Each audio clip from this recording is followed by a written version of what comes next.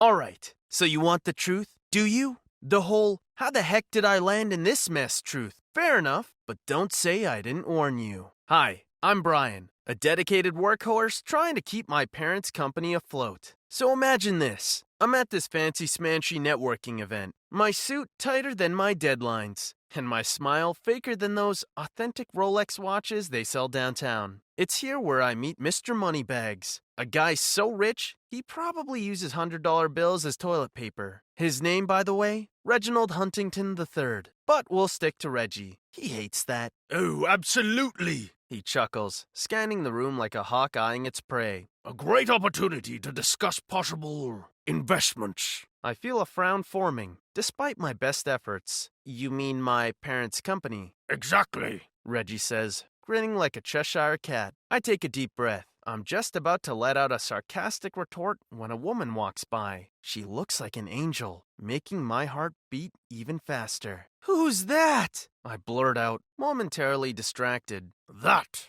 Reggie says, not missing a beat, would be my daughter. I look back at him, my heart plummeting faster than my company's stocks. Oh, Yes. Oh. I clear my throat, turning back to him. You know, my parents' company isn't for sale. Oh, is that so? He chuckles, his eyes glinting dangerously. Yeah, it is, I say, getting angrier. And people are not investments, Reggie. His smirk widens. Everything is an investment, my boy. Before I can stop myself, the words tumble out. Well, maybe you should invest in a personality then. Might be more useful. A gasp echoes around us. Reggie's face turns a shade of red I didn't think was humanly possible. Enjoy the party, Reggie, I mutter, turning on my heel and leaving him gaping. I retreat to the bar, hiding behind a ridiculously oversized plant. Great, I mutter to myself. Just great. Piss off the richest guy in the room, why don't you? The bartender slides over another glass of the absurdly priced champagne. Sounds like you need it more than me, he says with a sympathetic shrug. You have no idea, I reply, taking a large swig and bracing myself for the fallout. There's a lesson here, kids. Don't mess with men who use money as Kleenex. A lesson I had to learn the hard way. So Monday morning comes around quicker than a canceled Netflix series. I'm at the office, nursing a hangover that feels like a tiny gnome is going at my skull with a jackhammer. Then my phone rings. It's my parents. They're not morning people, so I know this is not going to be a good morning call. Hey, Mom, Dad, what's up? I answer, trying to sound normal and terribly failing. Have you lost your damn mind, boy? My father's gruff voice echoes in my ear. Nice to hear from you two, Dad. We got a call from Reggie. Says you insulted him at the party? He continues, not even acknowledging my attempt at humor. Ah, so word travels fast among the upper echelons, huh? I retort, rubbing my temples. This isn't a joke. You can't go around picking fights with powerful men. He snaps. I didn't pick a fight, Dad. I just told him what I thought. Well, maybe next time don't. My mother cuts in. A little late for that, isn't it? The company's stocks are dropping, son. Reggie's influence is reaching everywhere. And we have no choice but to let you go. My dad says, his voice heavy. Wait, you're firing me? Over a stupid comment? It's not just about the comment, my mom says quietly. We're replacing you with your brother Danny. He's engaged to Reggie's elder daughter. You mean that gold digger who was hanging off his arm at the party? Perfect. I know this is hard, son, but it's for the best, my dad says, ending the call before I can argue any further. Shock roots me to the spot. My family, my job, everything I've known, gone because of one ill-timed joke. It's not doomsday, I tell myself. I never really wanted the family empire anyway, but my empty office and the weight of betrayal still sting. My mind keeps going back to Reggie's younger daughter, the one with genuine smiles and kind eyes, far from her gold-digging sister. You started this, Reggie, I mutter to the vacated office, but I won't let you win. Your daughters are now part of this game too. Post-fire, my apartment feels empty, void of life. I drown myself in video games, too numb to go job hunting. My phone is a silent conspirator, save for the occasional call from my brother Danny. He's like a broken record on repeat. Sorry, bro, had to do it. You know how it is, right? No, Danny, I don't know how it is to stab your brother in the back and hijack his job, I counter, my anger starting to feel palpable. It wasn't personal, bro. Reggie, he insisted. Right, the puppeteer and his strings. There's silence on the other end. You shouldn't have insulted him. I hang up, letting the silence fill the void. Days blend into nights, and my solitude becomes my shadow. As I sink deeper into the couch, my mind wanders to Reggie's younger daughter, to her laugh,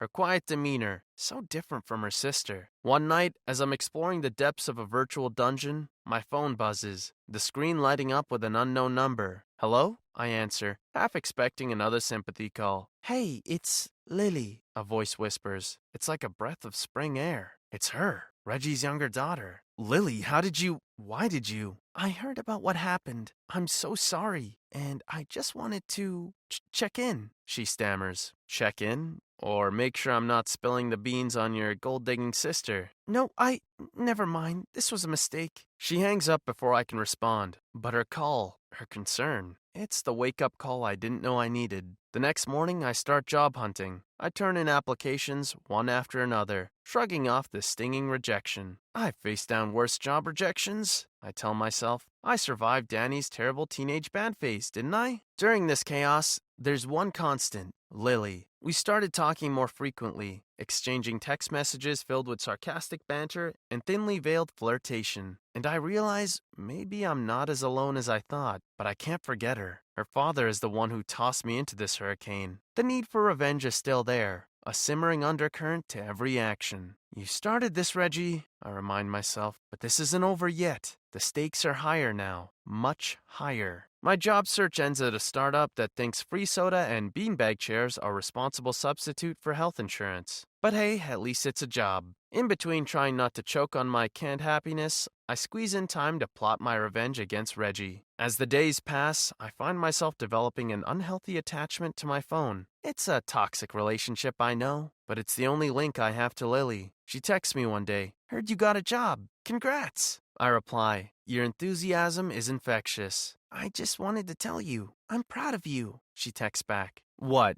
no sarcastic comeback? I can be serious sometimes," she replies. It's a side of her I haven't seen, and I can't help but smile. In the meantime, I get an idea, a crazy one. My new job, a tech firm, has access to a wealth of data. It's not hard to find out some interesting tidbits about Reggie's investments. It's also not hard to anonymously leak this information to a few eager journalists. Your move, Reggie, I mumble as I press send on an email. The next day, the world wakes up to the news of Reggie's questionable business practices. Social media erupts into a frenzy of hashtags and memes. In the midst of it all, Danny calls. "Dude, what did you do?" he yells. I feign innocence. "Danny, have you considered yoga? Your stress levels are way too high, man." He hangs up in frustration. Lily texts, "Are you okay?" I smile. "Better than ever." "I think I know what you did," she texts back. "Should I be worried?" "No, but you should be prepared. Reggie is pissed." I grin, reading her texts. The first round is mine, but the game isn't over. I'm always prepared, Lily. I can feel the battle lines being drawn, but there's one small problem. The enemy's daughter is on my side. Revenge has never been this complicated. As the scandal surrounding Reggie's investment grows, I watch from the sidelines, reveling in the sweet taste of revenge. Meanwhile, my exchanges with Lily become more frequent, more intimate. "Dinner?" she texts me one evening. I reply back,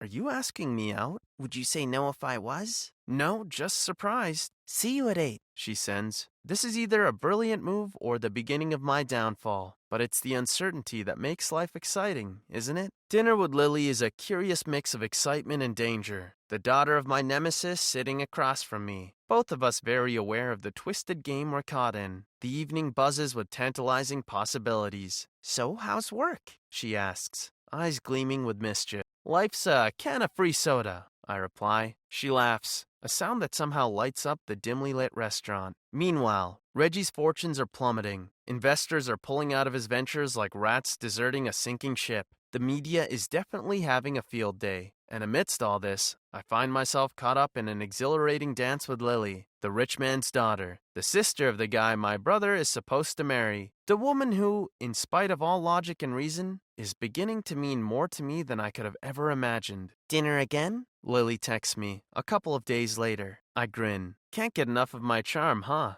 "You wish," she retorts. The thrill of revenge, the excitement of a forbidden romance, it's an intoxicating mix. and I'm drunk on it. But the buzz of my new reality is disrupted when my brother calls. "You need to stop, man," Danny says. "Reggie's looking for who did this." "And what will he do if he finds out?" I ask, feigning nonchalance. Danny's silence is the only answer I need. Reggie won't just let this slide. I know that, but I'm ready for whatever comes next.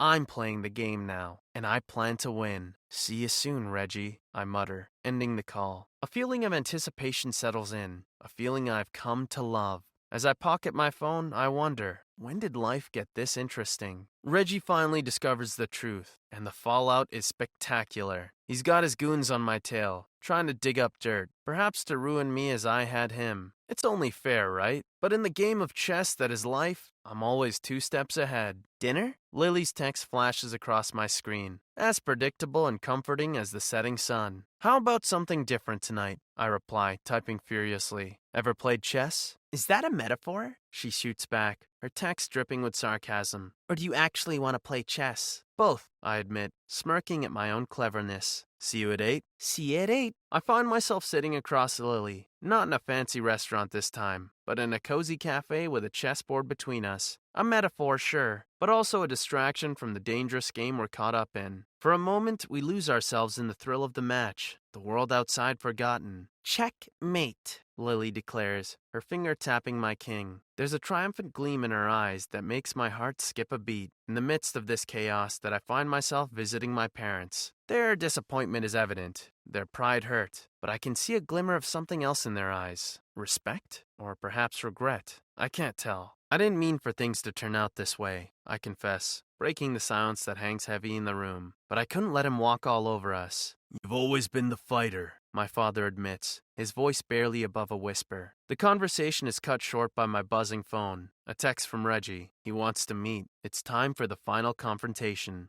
"You've ruined me," Reggie spits, his voice trembling with barely controlled rage. I lean back in my seat, a smirk tugging at the corner of my lips. "You're welcome." The final move has been played. Checkmate, Reggie. I've taken his empire, his reputation, even his daughter. But in the end, I've realized it's not about winning or losing. It's about playing the game. "Dinner at 8? Lily's text interrupts my thoughts. "Can't wait," I reply, pocketing my phone. The game is over, but the story, well, it's just beginning.